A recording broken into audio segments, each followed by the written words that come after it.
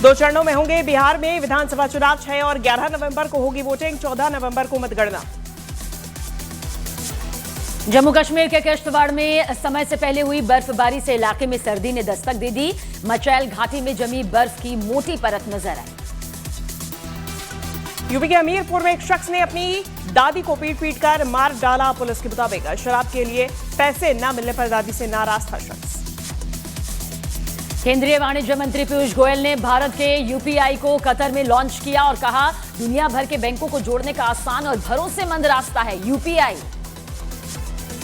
बिहार में सीट बंटवारे से पहले ही महागठबंधन में सीएम और डिप्टी सीएम पद को लेकर खींचतान तेज है। तेजस्वी और मुकेश सहनी ने जताया दावा, कांग्रेस चुप। छत्तीसगढ़ के धमतरी में शराब की दुकान में चोरी की वारदात सीसीटीवी कैमरे में कैद। चोर ने शराब की बोतलें और 2400 रुपए चोरी कर लिए। लोक गायिका मैथिली ठाकुर बिहार से विधानसभा चुनाव लड़ सकती हैं। दरभंगा की अलीनगर सीट से लड़ सकती हैं चुनाव। बुर्का पहने वोटरों की जांच को लेकर मुख्य चुनाव आयुक्त का बड़ा बयान। बोले, जरूरत पड़ने पर बुर्का हटाकर चेक करेंगे। आंगनबाड़ी कार्यकर्ता जांच में सहयोग करेंगी। सुप्रीम कोर्ट में सीजीआई गवाही पर हमले की कोशिश। कोर्ट रूम में वकील ने फेंका जूता। पीएम मोदी ने सीजीआई बीआर गवाही से बात कर घटना की निंदा की और कहा, न्यायपालिका की गरिमा पर हमला बर्दाश्त नहीं। बिहार के छपरा में मूर्ति विसर्जन के दौरान हादसा। आग से स्टंट करते वक्त एक शख्स ने अपने साथी पर फेंका पेट्रोल। व्यक्ति के झुलसने से मची अफरा तफरी। नित्यानंद राय और विनोद तावड़े से मुलाकात के बाद गायिका मैथिली ठाकुर ने एक्स पर पोस्ट किया। लिखा, जो लोग बिहार के विकास के लिए बड़े सपने देखते हैं, उनसे हुई हर बातचीत प्रेरित करती है। 7 राज्यों की 8 विधानसभा सीटों पर उपचुनाव का ऐलान। 11 नवंबर को वोटिंग, 14 नवंबर को नतीजे। इनमें राजस्थान की अंता, पंजाब और तरन तारण और कश्मीर की बडगाम सीट शामिल। झारखंड के जमशेदपुर में बाइक सवार 2 बदमाशों ने घर पर की ताबड़तोड़ फायरिंग। बदमाशों की तलाश में पुलिस तेजी से जुटी। झारखंड के सरायकेला में 3 ड्रग्स तस्कर गिरफ्तार। पुलिस ने तस्करों से 40 लाख रुपए की ब्राउन शुगर की बरामद। ग्वालियर के जय आरोग्य अस्पताल के कार्डियोलॉजी डिपार्टमेंट के आईसीयू वार्ड में चूहे घूमते दिखाई दिए। प्रशासन ने कार्डियोलॉजी डिपार्टमेंट के हेड से जवाब तलब किया। हरियाणा के नारनौल में बंदरों का आतंक। बंदरों के झुंड ने 7 साल के बच्चे पर किया हमला। बंदरों के हमले का वीडियो हुआ वायरल। पश्चिम बंगाल के जलपाईगुड़ी में बीजेपी सांसद खगेन मुर्मू और विधायक शंकर घोष पर हमला। हमले में बीजेपी सांसद के सिर पर आई गंभीर चोट। राहुल गांधी के मुख्य चुनाव आयुक्त पर व्यक्तिगत हमलों पर बोले मुख्य चुनाव आयुक्त। कहा, राजनीतिक बयानबाजी पर चुनाव आयोग नहीं बोलता, लोकतंत्र में ये सब चलता है। पश्चिम बंगाल में बीजेपी सांसद और विधायक पर हुए हमले की पीएम मोदी ने की निंदा। कहा, यह घटना राज्य की दयनीय कानून व्यवस्था को दर्शाता है। जेएनयू के कार्यक्रम में विदेश मंत्री एस जयशंकर का बयान। कहा, जब दुनिया में अस्थिरता का दौर, तब भारत का उदय। भारत की प्रगति के 3 engine, demand, demography, data. Madhya Pradesh के सिंगरौली में कलेक्टर ने जिला अस्पताल का अचानक निरीक्षण किया और अस्पताल में गंदगी और डॉक्टर्स की गैर हाजिरी पर नाराजगी जाहिर करते हुए सैलरी काटने के आदेश भी दिए।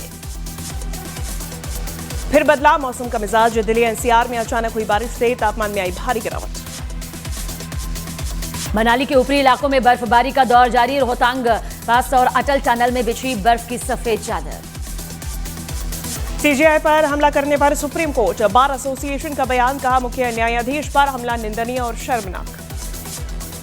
नेपाल में हुई भारी बारिश से आई बाढ़ ने बिहार के पूर्वी चंपारण में असर दिखाना शुरू किया। सड़कों पर 3 से 4 फीट तक पानी ही पानी। रक्षा मंत्री राजनाथ सिंह ने बंगाल बीजेपी के प्रदेश अध्यक्ष सौमिक भट्टाचार्य से फोन पर की बातचीत। सांसद खगेन मुर्मू के स्वास्थ्य के बारे में ली जानकारी। बिहार के मधुबनी में कोसी बैराज से 5 लाख क्यूसेक पानी छोड़े जाने से करीब 4 दर्जन गांव में पानी भर गया। लोग ऊंची जगहों पर शरण लेने के लिए मजबूर। केदारनाथ धाम में हुई सीजन की पहली बर्फबारी। मौसम विभाग ने कहा, कुछ दिनों में तेज होगी केदारनाथ में बर्फबारी। मुजफ्फरनगर पुलिस ने आई लव मोहम्मद को लेकर सिर काटने की धमकी देने वाले नदीम को गिरफ्तार किया। 3 दिन बाद पकड़े गए युवक ने थाने में माफी मांगी। आई लव मोहम्मद के नारों पर बोले किरण रिजिजू, ये नारे देश को बांटने की साजिश। देश में सभी धर्म के लोग सुरक्षित और बराबर हैं। बीजेपी अध्यक्ष जेपी नड्डा ने जलपाईगुड़ी में हमले के बाद सांसद खगेन मुर्मू से फोन पर बात की और उनके स्वास्थ्य की जानकारी ली। बिहार के जमुई में गिरफ्तारी से बचने के लिए घर की पानी की टंकी में छुपा शख्स, तलाशी के दौरान पुलिस ने शख्स को खोजा। पीएम मोदी के पोस्ट पर बोले बीजेपी नेता शुभेंदु अधिकारी, कहा पीएम मोदी के शब्द हमारे लिए प्रेरणा, टीएमसी की हिंसा और धमकियों से नहीं डरेंगे। मध्य प्रदेश के शिवपुरी में सिंध नदी में गिरी कार, स्थानीय लोगों ने गाड़ी में सवार परिवार को बचाया। बंगाल हिंसा पर बोले बीजेपी नेता विनोद तावड़े, कहा बंगाल में अराजकता चरम पर, ममता बताएं क्या जनता से मिलना बंगाल में अपराध हो गया है।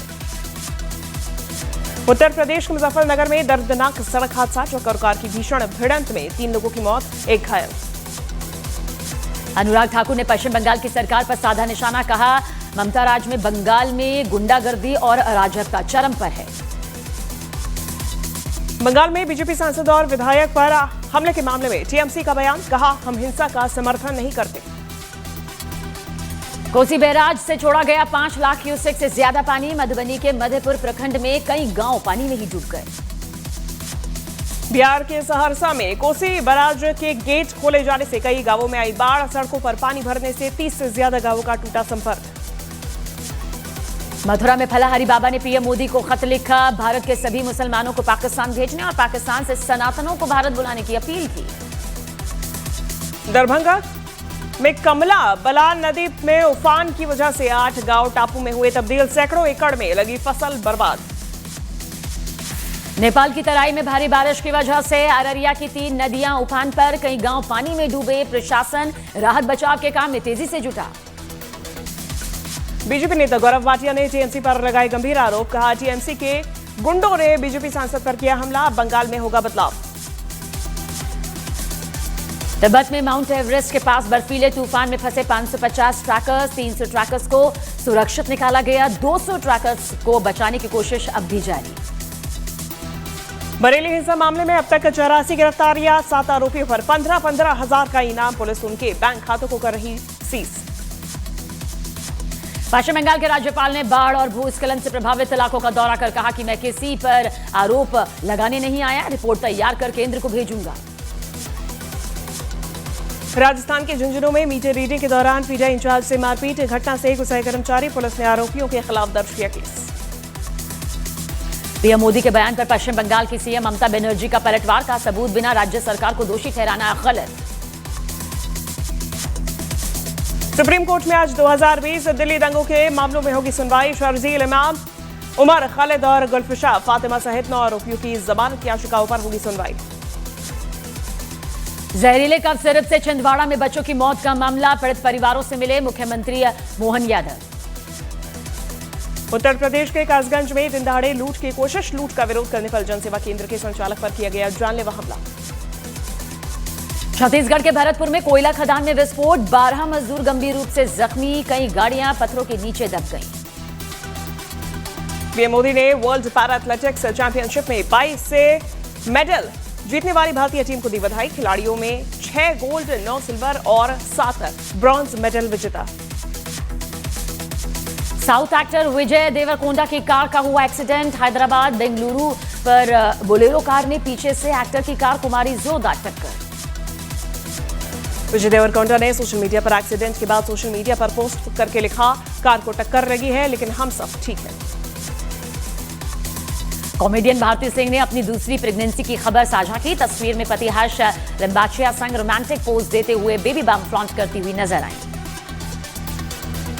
कन्नड़ सिनेमा की ब्लॉकबस्टर फिल्म कांतारा चैप्टर 1 का बॉक्स ऑफिस पर रिकॉर्ड तोड़ प्रदर्शन, फिल्म ने सिर्फ 3 दिनों में 162 करोड़ 85 लाख रुपए की कमाई की।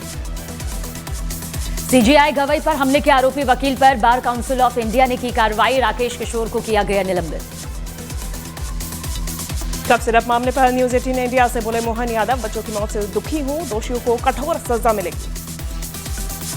सुप्रीम कोर्ट में सीजीआई पर हुए हमले को तेजस्वी यादव ने बताया शर्मनाक घटना, कहा धर्म की आड़ में कुछ लोग अपना जहर बाहर फेंक रहे हैं। बिहार के सासाराम में स्कॉर्पियो और कार के बीच हुई टक्कर, सड़क हादसे में 3 की मौत, 2 घायल। बिहार चुनाव को लेकर कांग्रेस महासचिव केसी वेणुगोपाल का बयान, कहा महागठबंधन मजबूती से मैदान में है और बिहार में हमारी सरकार बनेगी। बिहार चुनाव की तारीखों पर बोले मंत्री अशोक चौधरी, हमारी तैयारी पूरी, सीट बचाने पर जल्द होगी घोषणा। बिहार चुनाव की तारीखों के ऐलान पर बोले आरजेडी नेता शक्ति सिंह, कहा बिहार में बाढ़ और त्योहार की स्थिति को ध्यान में रखा जाना चाहिए। पटना में सीएम नीतीश कुमार ने मेट्रो को दिखाई हरी झंडी, किया रवाना। पहले फेज में आईएसबीटी से भूतनाथ रोड तक 3 स्टेशन के बीच मेट्रो सेवा शुरू।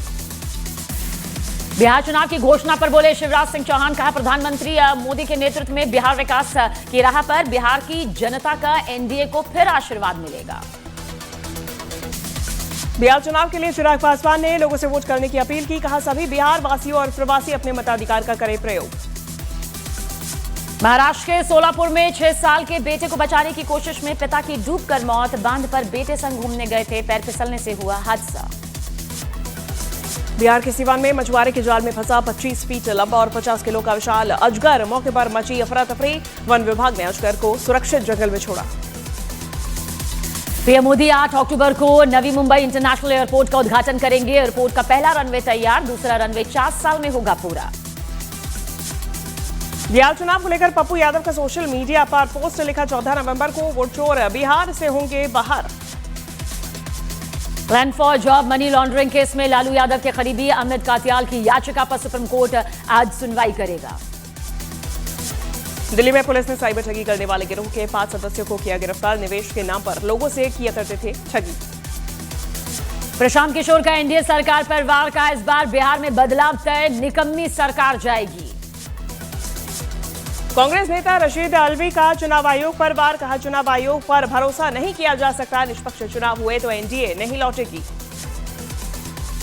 कॉमेडियन और कंटेंट क्रिएटर तन्मय भट्ट बने भारत के सबसे अमीर यूट्यूबर, तन्मय की कुल नेटवर्थ 665 करोड़ रुपए। बिहार चुनाव पर बोले रविशंकर प्रसाद, एनडीए ने बिहार में विकास किया, जनता नीतीश और पीएम मोदी के है साथ। एकता कपूर ने वीडियो जारी कर मांगी माफी। एकता कपूर ने कई कलाकारों की आलोचना की थी, जिसके बाद उनका सोशल मीडिया पर काफी विरोध हुआ था। बिहार के डिप्टी सीएम सम्राट चौधरी का बयान, कहा बिहार चुनाव लोकतंत्र का उत्सव है, हम चुनाव के लिए तैयार हैं। ऑनलाइन गेमिंग कानून को चुनौती देने वाली कई याचिकाओं पर आज सुप्रीम कोर्ट में अहम सुनवाई। उत्तर प्रदेश के मुरादाबाद में जेल में बंद कैदी को नशीला पदार्थ पहुंचाने की कोशिश में एक आरोपी गिरफ्तार, पेशे से वकील है आरोपी वक्त। रिलायंस फाउंडेशन की चेयरपर्सन नीता अंबानी ने वर्ल्ड पैरा एथलेटिक्स चैंपियनशिप में 22 मेडल जीतने पर खिलाड़ियों को ढेरों बधाई दी और भारत में हुए सफल आयोजन को देश के लिए शानदार अनुभव बताया। गृह मंत्री अमित शाह ने वर्ल्ड पैरा एथलेटिक्स में भारतीय खिलाड़ियों के शानदार प्रदर्शन को देश के लिए गर्व का मौका बताया, कहा पैरा एथलेटिक्स का जज्बा देखने लायक था। इंग्लैंड के पूर्व कप्तान माइकल अर्थन का बड़ा बयान, कहा भारत पाकिस्तान मैच हो बंद, क्रिकेट अब प्रोपेगेंडा का प्रॉक्सी बन गया है। भारतीय क्रिकेटर संजू सैमसन को इंग्लिश प्रीमियर लीग का भारत में ब्रांड एम्बेसडर बनाया गया। उन्होंने मुंबई में हुए कार्यक्रम में लिवरपूल के दिग्गज माइकल ओवेन से की मुलाकात। लेबनान में हमले का दिल दहला देने वाला वीडियो सामने आया। इजरायल के ड्रोन हमले में दंपति की मौके पर मौत, चलती कार में लगी आग। अमेरिका के राष्ट्रपति ट्रंप ने नए टैरिफ का किया ऐलान, 1 नवंबर 2025 से दूसरे देशों में आने वाले मध्यम और भारी ट्रक्स पर 25% टैरिफ लगेगा। इजरायली सेनाओं ने लेबनान में एक एयर स्ट्राइक में हिजबुल्लाह के बड़े आतंकी हसन अली जमील आतवी को मार गिराने का दावा किया। आतवी हिजबुल्लाह को फिर खड़ा करने की कोशिश में तेजी से जुटा हुआ था। ईरान ने गाजा में शांति के लिए शुरू हुई कोशिशों का किया स्वागत, लेकिन ईरान के विदेश मंत्रालय ने कहा कि अमेरिका के कुछ शांति प्रस्ताव चिंता पैदा करने वाले। इजरायल ने एक बार फिर गाजा पट्टी इलाके पर बड़ा हवाई हमला किया। इजरायली हमले से मिस्र के शर्म अल शेख में होने वाली हमास से बातचीत पर असर पड़ सकता है। गाजा युद्ध खत्म करने को लेकर ईरान का बड़ा बयान, कहा हम हर शांति पहल का करेंगे स्वागत। यूक्रेन को चीन से सैटेलाइट से मदद मिलने की खबरों के बीच रूस ने कहा कि वो जंग के मैदान में किसी भी तरह की चुनौती से निपटने में सक्षम। पिछले 24 घंटे में क्रिप्टो करेंसी बिटकॉइन के निवेशकों को भारी नुकसान, बिटकॉइन के मार्केट कैप में दर्ज की गई 1,78,000 करोड़ की गिरावट। यूक्रेन के राष्ट्रपति जेलेंस्की ने रूस के हथियारों में विदेशी कलपुर्जे लगे होने का किया दावा और रूस को कलपुर्जे देने वाले देशों की सप्लाई चेन पर प्रतिबंध लगाने की मांग भी की।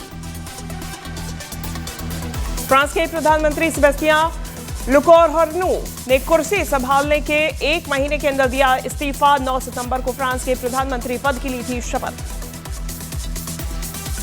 गाजा के कई इलाकों में फिर गूंजी धमाकों की आवाज। 2 साल से जारी जंग में अब तक 67,000 से ज्यादा फिलिस्तीनी मारे जा चुके हैं। यूक्रेनी कमांडर दिमित्रो लावरोव का दावा, कहा रूसी तोड़फोड़ दस्ते पोक्रोवस्क में सक्रिय हैं। जमीनी और हवाई मोर्चे पर भीषण लड़ाई जारी है।